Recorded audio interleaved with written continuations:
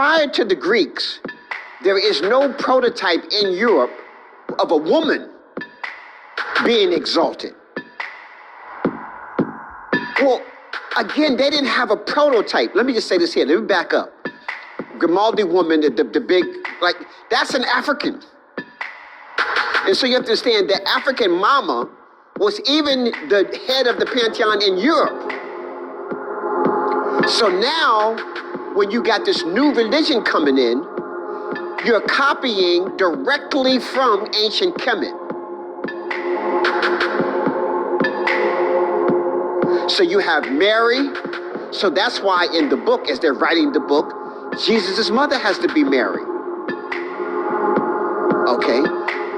Aset her name is Meri, the beloved one. I don't know if people know that. Isis is the Greek name, but Aset is Meri, the beloved one. And so Jesus' mother became Meri, the beloved one. That's where the word Meri comes from, the beloved one, from Madona. It's Aset and Haru. They just took a model that was already in existence. So they had to show. So, I mean, even today, the Pope in Poland and all them, they worship the Black Madonna. All the miracles was associated with the Black Aset. So that's the Black Madonna. So it was the Black Madonna, and then later it converted to white. But in fact, the white people at first wouldn't even go to the white Madonna. All the miracles and everything, everybody wanted the Black Madonna. That's where the power, the miracles were, the kissing of the feet. The Pope goes and kisses the Black Madonna's feet. Okay, so that's just a continuation.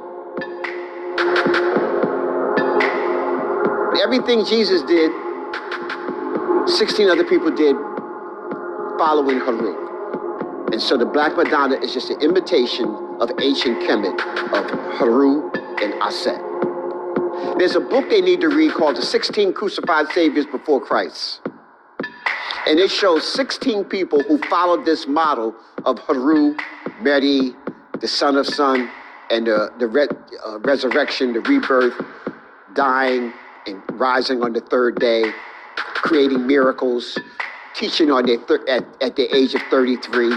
You know, all of this was written from Kemet.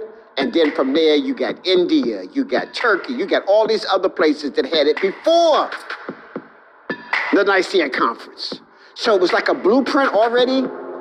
So the Europeans took a blueprint that was already in existence and then created their own story and put their own guy in there. And let me just, while I'm doing that, like Sarah. They show you these people didn't know Madona. They heard it and they imitated it, but they didn't know it. A woman who is a follower of Ra should be Sat Ra.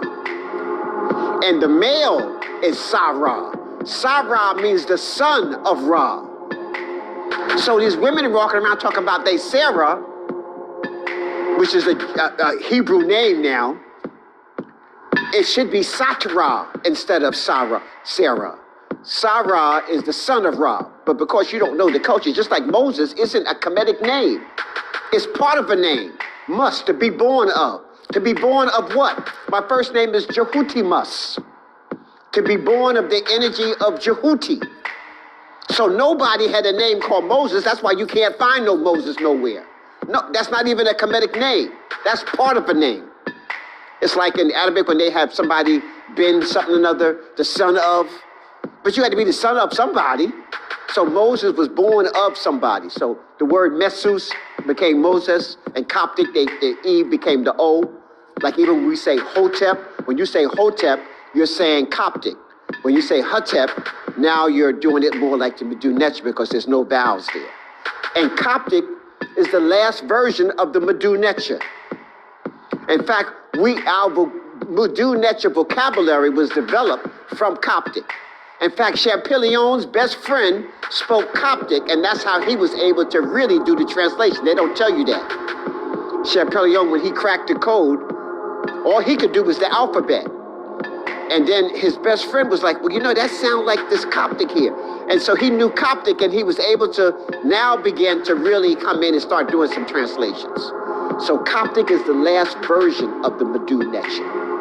So a lot of people who are teaching Coptic and stuff like that, teaching Madona, learn Coptic so that you can get know how some words are pronounced. The Coptic has vowels in it. So now you can speak some of these words that had no vowels in it. You can begin to use it.